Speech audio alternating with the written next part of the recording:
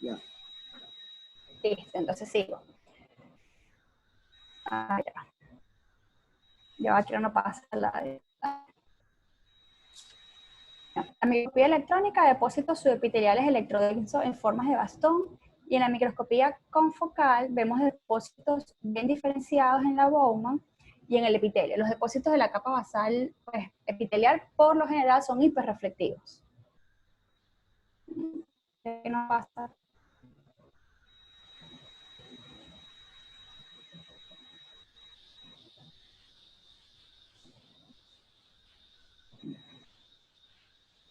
¿Siguen viendo la lámina del...? Sí, estamos en la lámina del cuadro de la microscopía óptica electrónica confocal. ¿Se trancó? Sí, no pasa. Pero así me pasó al principio y después corrió. Vamos a ver si pasa ahora. Ajá. Ok. Hey, ¿quién está dibujando? ¿Quién está pintando? No soy yo. Sí. Ok. Bueno, aquí en la microscopía óptica con la tinción de Mason, lo que vamos a ver son entonces estos acúmulos de... Es un material fibrovascular, fibrovascular, fibroso o de queratoyalínea que va a estar por debajo del epitelio. E incluso puede estar en el estroma, ¿okay? Que es esto que vemos un poquito más rojito. En la microscopía electrónica, entonces vamos a ver estos que les había comentado, pues en forma de bastón o lineales, ellos van a estar por lo general dispuestos irregularmente, no tienen un patrón. Y en la microscopía confocal, ¿cómo borro eso? ¿Hay forma? No sé.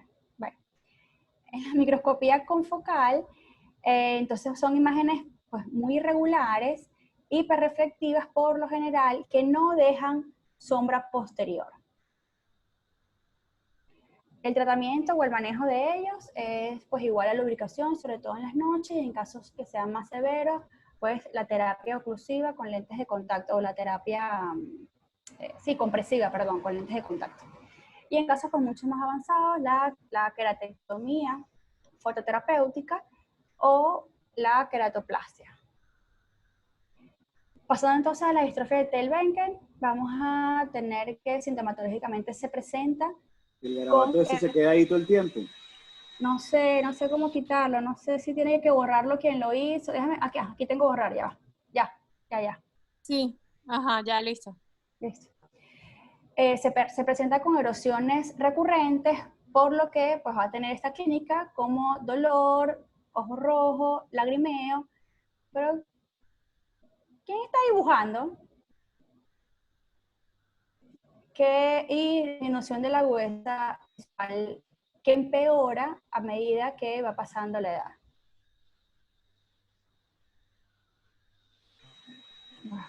Se volvió a pegar.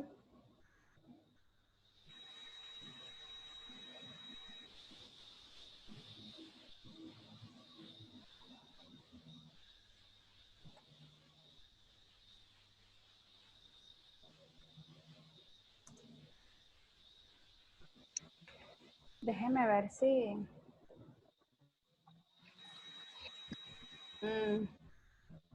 Nada. No pasa.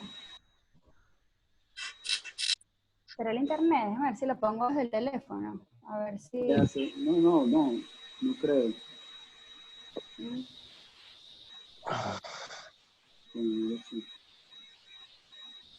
Y esto seguirlo sin imágenes. No tiene sentido. ¿Y por qué no sales de compartir y vuelves? Voy a ver. Dejar de compartir. Voy de nuevo a compartir. Ajá.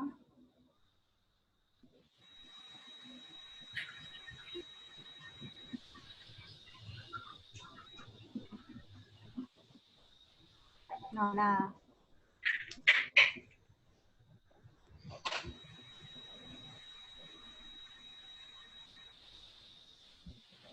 Vamos a darle clic, como dicen los muchachos. No, ni clic, ni espacio. Ah, ya pasó. Ok, ya. Tenemos entonces clínicamente, van a ser opacidades subepiteliales que dan un aspecto como a panal de abejas.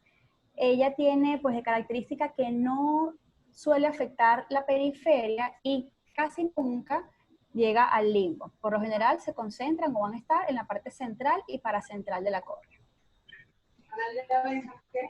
Anatomopatológicamente, en la microscopía óptica tenemos entonces un engrosamiento irregular de la capa epitelial porque van a formar o van a ver unas crestas en el estómago. Va a ser patognomónico que se forme un patrón como un serruchito. Ahorita lo vamos a ver. En la microscopía electrónica, pues hay unas fibras de colágeno rizadas, que es lo que las diferencia de la distrofia que vimos anteriormente, donde eran en forma de bastón. Y en la microscopía confocal vemos pues depósitos bien diferenciados en el epitelio y en la bomba. Estos depósitos, por lo general, suelen tener una reflectividad homogénea. Vemos aquí, miren lo que les comentaba, el aspecto acerruchado, yo lo veo más como olitas, como si fuese una playa con olas, quizás es por la tensión, pero esto hace entonces que el epitelio tenga diferentes grosores y va a estar debido a un engrosamiento irregular del estroma. Vemos aquí entonces las fibras rizadas que les había comentado. En la microscopía confocal vemos entonces estas imágenes que por lo general suelen ser reguladas, difusas, y estas sí dejan sombra posterior, a diferencia de la distrofia de Rees-Mogg. En cuanto al tratamiento, tenemos entonces ungüentos lubricantes para la noche, la terapia compresiva en lentes de contacto en pacientes que el ungüento no sea, o el gel no sea suficiente, y la terapia fototerapéutica, además de la queratoplastia ya para casos más severos. Ok, en cuanto a la distrofia corneal de la TIS, vamos a tener que los síntomas, la clínica de ella va a ser dolor ocular, disminución de la agudeza visual, lagrimeo y fotofobia. Ellas también cursan con erosiones relevantes por esto, pues, los síntomas. Y los signos o la clínica disminuye después de la cuarta década de la vida. En cuanto a los signos, vamos a tener, en esta se ve mejor, vamos a tener líneas delgadas, ramificadas, a mí me parecen como unas ramitas, ¿ok? Ellas van a ser lineales, que se van a extender o se van a ir extendiendo desde la periferia hasta el limbo, respetando por lo general 1 milímetro del limbo, y también se van a extender de forma profunda, pero nunca llegan a la décima. Esta es una de las excepciones de la regla que les había comentado, las excepciones del concepto, donde suelen ser unilaterales y en caso de ser bilaterales, generalmente son asimétricas. En cuanto a la anatomía patológica, pues tenemos la microscopía óptica, que hay atrofia y disrupción epitelial con degeneraciones de las células epiteliales basales y un adelgazamiento o ausencia de la bomba. En la microscopía electrónica vemos masas extracelulares de fibrillas finas electrodensas alineadas al azar o irregularmente. Y en la microscopía confocal vemos estructuras estromales lineales y ramificadas con cambio de reflectividad. Vamos a verlo acá. Entonces, aquí vemos cómo tenemos, porque está aquí un poquito más rojito, son los depósitos, o se refieren a depósitos amiloides que pueden estar incluso también a nivel del estroma. ¿Okay? Los vemos aquí. En esta imagen es esta misma imagen, pero con un filtro infrarrojo, donde vemos entonces que esto que se resalta, o sea, esto que se ve un poquito más denso, son estos depósitos amiloides. En la microscopía confocal, lo que vamos a ver son entonces imágenes, son hiporreflectivas como filamentosas. ¿Okay? Estas están ubicadas a nivel extraomal. Con el tratamiento tenemos pues igual tratamiento para las erosiones recurrentes, en los casos más leves, lubricación nocturna, y en los casos un poquito más severos tenemos entonces la terapia fototerapéutica y la queratoplastia. En ellos se ha demostrado que entre los 3 y los 5 años también comienzan a tener recurrencias. Las recurrencias por lo general empiezan un poquito en la periferia y luego van hacia el centro. Pasando entonces con la distrofia corneal granular tipo 1 en cuanto a los síntomas, está el deslumbramiento, fotofobia y disminución de la agudeza visual, que va a empeorar con el tiempo. Ellas también pueden presentar erosiones epiteliales recurrentes. En cuanto a la clínica, en cuanto a los signos, Dios mío, vamos a tener gránulos blancos, ellos van a ser bien diferenciados, se ha descrito un patrón como salpicadura, ¿okay? Vamos a verlo acá, aquí creo que ahí se ve mejor. Estos gránulos suelen pues ser bien definidos y ocupan principalmente el área central y paracentral. Lo vemos en retroiluminación. Ellos por lo general no llegan a confluir en su totalidad. Ellos por lo general siempre tienen pues algo de espacio entre ellos. En cuanto a la parte anatomopatológica, vemos que en microscopía óptica tenemos depósitos estromales que pueden extenderse desde el epitelio hasta la DSM. En la microscopía electrónica aparecen cuerpos en forma de bastón, pues similares a la distrofia de Grace-Buckler, y la microscopía confocal vemos entonces opacidades hiperreflectivas anormales en forma de copa de nieve. Pues aquí vemos lo que les había comentado. En esta microscopía pues, óptica vemos estos depósitos. Estos depósitos son de queratohialina y van a estar por debajo de la Bowman y pueden estar distribuidos por todo el estroma. El tratamiento por lo general se ha asociado a la terapia fototerapéutica y la queratoplastia. En la queratoplastia pues, se ha demostrado que el 66% de los pacientes tienen recurrencia en un año.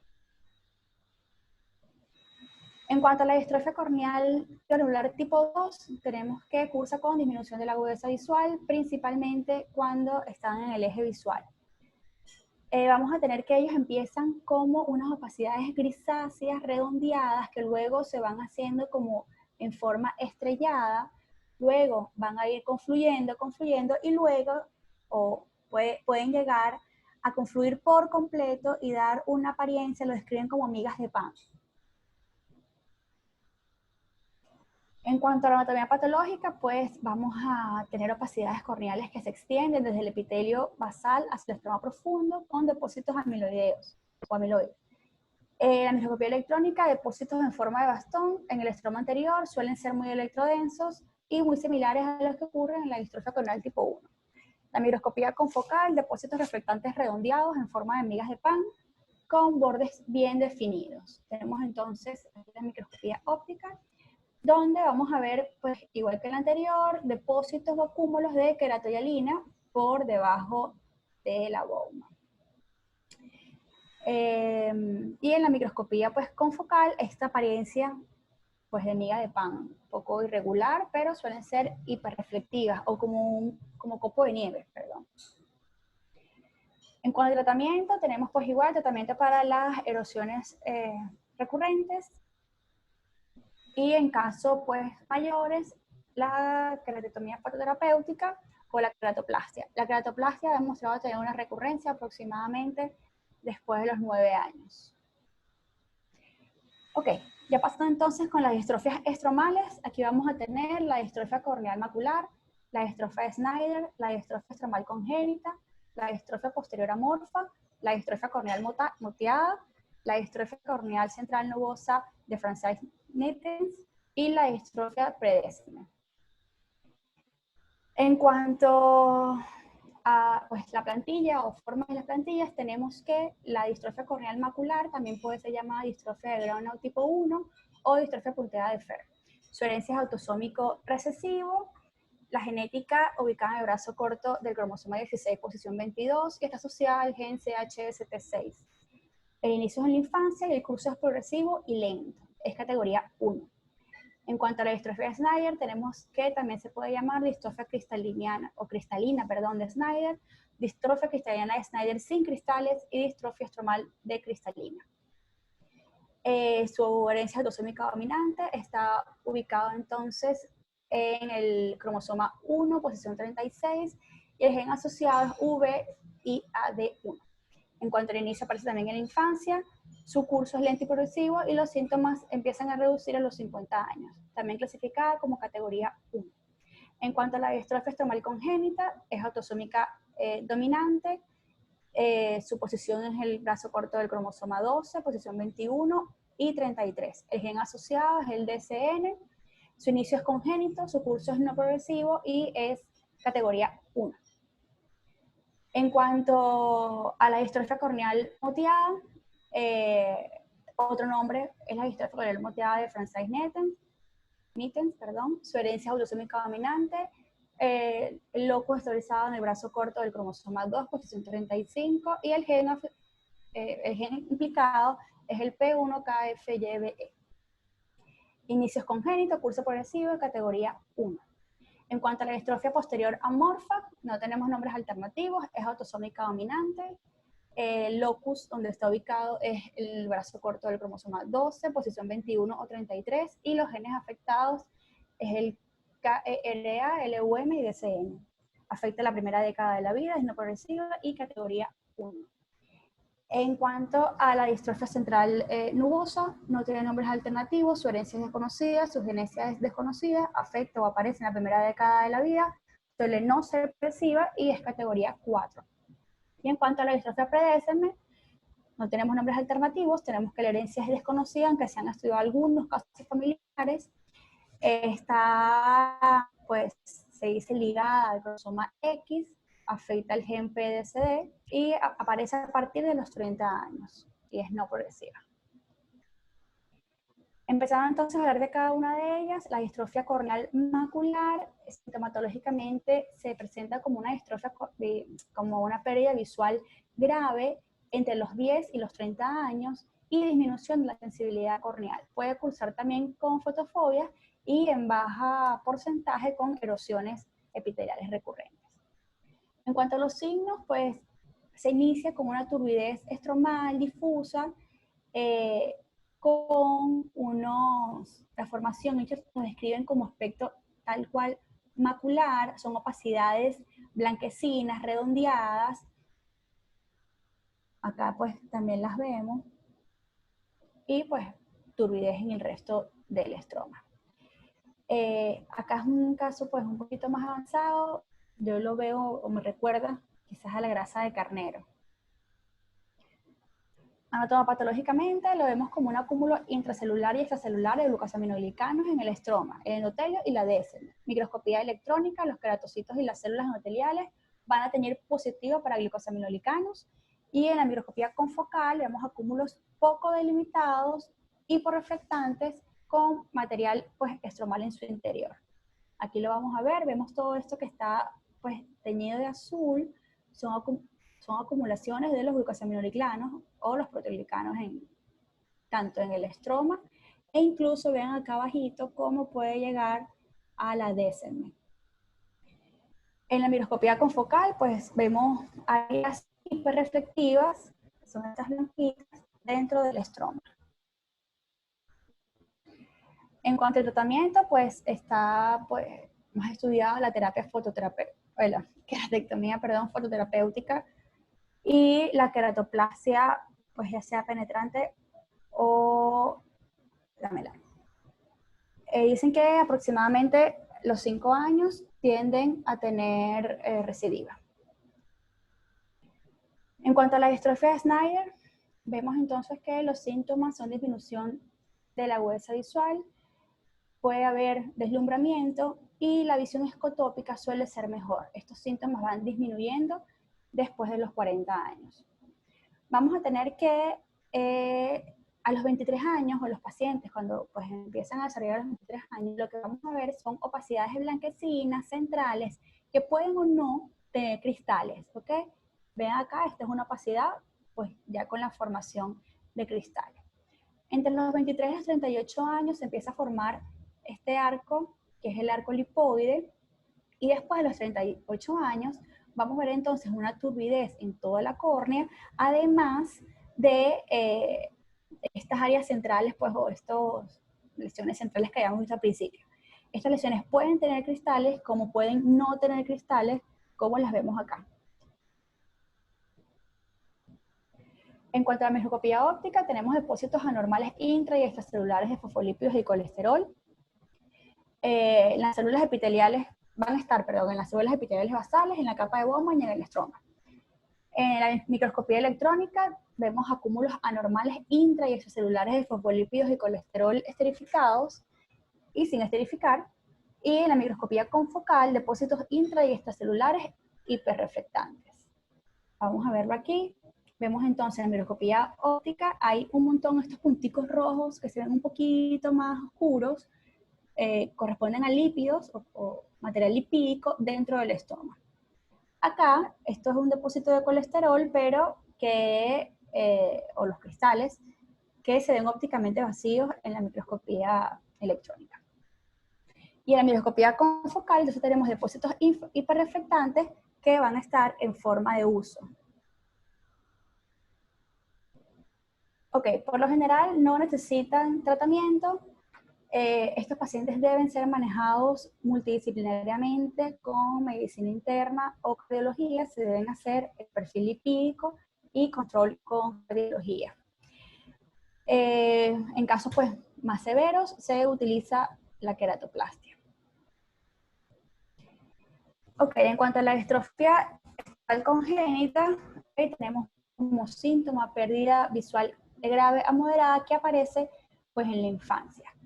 En los signos vamos a tener, lo escriben como un nublamiento difuso, si se dan cuenta son como muchos micropuntos, todos blanquecinos pegados uno de otro, que por lo general tienen la misma densidad. Okay, mira que están todos igualitos puestos acá. Estos punticos suelen no captar fluoresceína. En cuanto a anatomía patológica, vamos a tener que las capas estromales van a estar separadas por intervalos irregulares, va a ser todo pues, irregular, y en estas áreas donde se separan va a haber depósito de un material amorfo que todavía pues, no se ha dilucidado cuál es. En cuanto a la microscopía electrónica, vamos a ver que las lamelas se encuentran, las lamelas van a estar normales, pero van a estar separadas por capas anormales. ¿Okay? Y en la microscopía confocal, las células epiteliales van a tener un aspecto normal y puede haber hiperreflectividad en el estroma. Ok, vamos a ver aquí vemos lo que hablábamos de la separación de las lamelas. Vean acá esta separación. Ok, igual acá. Aquí se ve la separación de las lamelas, igual, en una microscopía electrónica. Y dentro de esa separación de la lamela hay un material que ellos describen que es un material fibroso, pero que todavía no está bien esclarecido. En cuanto al tratamiento, es muy importante en estos niños pues, evitar la ambliopía. Es súper importante corregirlos, ya sea con pues, lentes de montura o lentes de contacto, antes de que pase esto. Y pues la queratoplastia. Pasando entonces a la distrofia corneal moteada, ellas suelen ser asintomáticos, sus signos son como pequeñas opacidades, redondeadas, ovaladas, pueden ser blanco, grisáceas, la describen como una caspa, como capita cayendo. Ellas afectan toda la córnea, ¿okay? Incluso pueden llegar al limbo. Y suelen pues, estar contenidas en el estroma. Esta es otra de las excepciones del concepto, donde ellas pueden ser unilaterales o bilaterales asimétricas. En cuanto a anatomía patológica, tenemos entonces que en la microscopía óptica tenemos queratocitos que van a estar hinchados o vaculados, rellenos de glucosaminoglicanos y lípidos complejos. En cuanto a la microscopía electrónica, tenemos inclusiones de la membrana con material granular fino, y la microscopía confocal tenemos acúmulos de materiales patológicos en células estromales e inclusiones en los nervios basales. En cuanto a la distrofia posterior amorfa, tenemos que, pasando pues ya a ella, tenemos que cursa con disminución de la agudeza visual, pero por lo general es mejor de 20-40. En cuanto a los signos, son opacidades blanco-grisáceas lamelares, o en forma de lámina, pues en forma de láminas, están en todo el estroma. A mí me recuerda como un empedrado, como que si fuesen piedritas, ¿okay? Acá. Ellas suelen ser centrales, pero también pueden afectar la periferia. En ellas también se han asociado, se han documentado que pueden coexistir con líneas de Schwab prominentes, con pues esos iridianos finos o incluso con sinequias anteriores, pero ninguna de ellas se ha descrito glaucoma. En cuanto a anatomía patológica, tenemos que la arquitectura estromal suele ser irregular, la DSM suele estar adelgazada y una atenuación de las células endoteliales. En la microscopía electrónica vemos entonces las fibras de colágeno están orientadas de forma desorganizada, y en la microscopía confocal aparecen micropliegues o una capa hiperreflectante en el estroma posterior. Vemos aquí una imagen de la microscopía óptica donde vemos que hay un acúmulo de material pues extracelular. Ellos lo describen como un material coloidal que tiñe o que capta pues la tinción con el tricómico de Mason.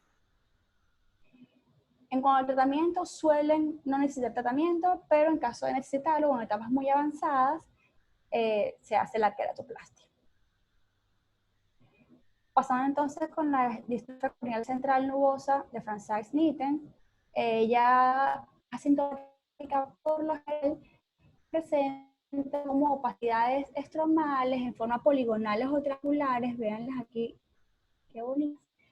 Pueden ser también redondeadas, de color blanco grisáceo, y dan el aspecto, aquí se ve mejor, como de un hielo roto. No suele requerir tratamiento. En cuanto a la microscopía óptica, puede haber un aspecto débilmente ondulado del estroma profundo. En la microscopía electrónica hay vacuolas extracelulares, algunas de las cuales pues tienen material fibrocelular. Y en la microscopía confocal, pequeños gránulos hiperreflectivos y depósitos en el estroma anterior. Lastimosamente de esta distrofia microscópicamente no conseguí imágenes. En cuanto a la distrofia pre-Descemet, tenemos que también suelen ser asintomáticos y vemos son opacidades focales finas, son como muchos punticos blancos grisáceos, van a estar ubicadas principalmente, vean acá, en el estroma profundo, y pues como su nombre lo indica, no afectan la Descemet. Histopatológicamente, en la microscopía óptica podemos ver aumento de los queratocitos en la zona posterior del estroma con vacuolas e inclusiones intracitoplasmáticas con material lipídico. En la microscopía electrónica, pues vacuolas intracelulares ligadas a la membrana, rellenas de un material electrodenso que pues parecen lisosomas. Y en la microscopía confocal, puntos hiperreflectantes por delante de la membrana de Descemet. De esta distrofia pues tampoco conseguí imágenes histopatológicas. Ya casi por terminar, hablemos de lo último, que son las distrofias endoteliales. En las distrofias endoteliales vamos a nombrar la distrofia endotelial de Fuchs, la distrofia polimorfa posterior, la distrofia endotelial congénita hereditaria y la distrofia ligada al cromosoma X. Pues aquí lo mismo.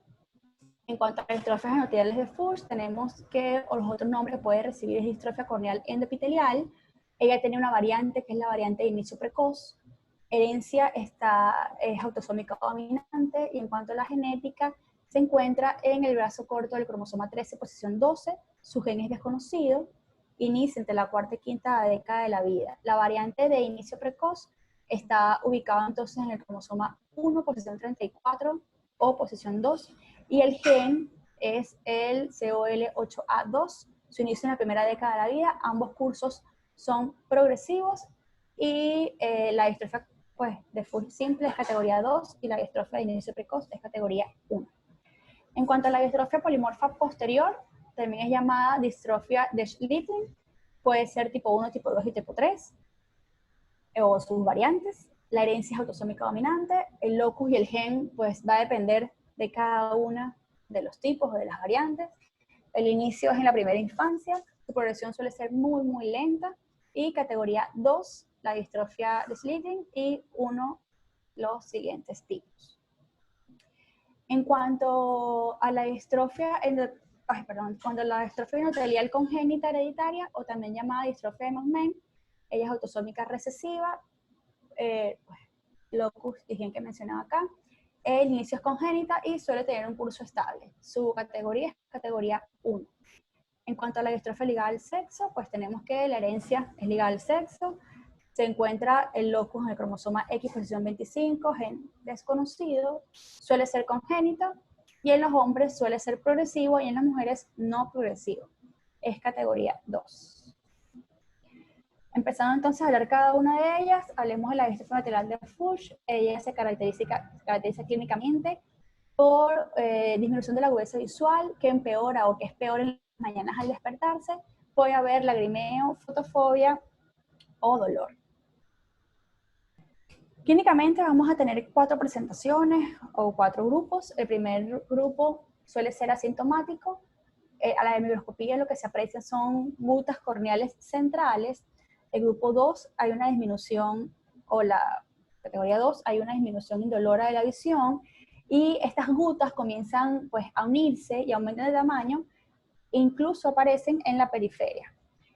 Después de esto pues empieza a haber un edema estromal. Este edema estromal suele pues progresar incluso hasta el epitelio, lo que ocasiona la formación de bulas epiteliales. Ya en un estadio 4 hay una cicatrización subepitelial, las erosiones epiteliales comienzan a ser menos frecuentes, pero aparece la neovascularización superficial de la córnea.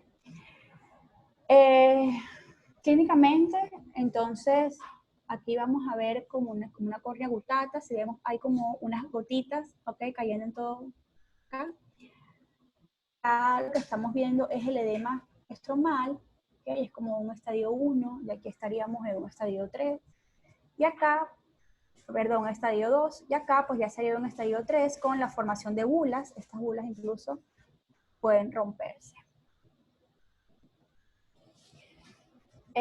¿Cómo se ve pues anatomopatológicamente? En la microscopía óptica tenemos un engrosamiento difuso y laminación de la Descemet. Las células endoteliales suelen ser escasas o estar atróficas.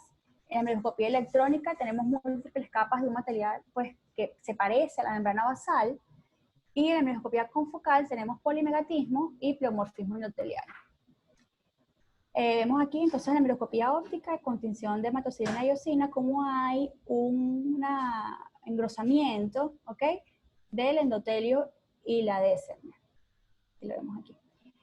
En la microscopía confocal vemos entonces pues la presencia del polimegatismo y del pleomorfismo, vemos acá, y van a estar pues materiales hiper o hiporreflectivos rodeados por material siempre hiporreflectivo. Esta es una imagen de una microscopía especular, se las quise poner porque es lo que tenemos en el servicio, quizás nos puede ayudar un poquito el diagnóstico. Esto es una imagen normal donde vemos las células del endotelio hexagonales en forma de panal de abejas, y vemos aquí entonces cómo están estos huecos o estos espacios o estos cráteres que corresponden pues a las gutas que hay en el endotelio. En cuanto al tratamiento, pues primero tratar en caso de que tenga bulas o bulas rotas, solución hipertónica, ciclogel que nos ayuda un poco con el dolor, y pues el uso de lentes de contacto terapéuticos. En casos más avanzados se ha asociado o se ha requerido la queratoplastia lamelar.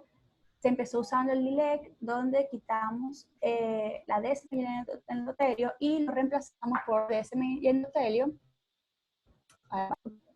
Pero lo que más se ha utilizado recientemente es el DISEC o el DIMEC.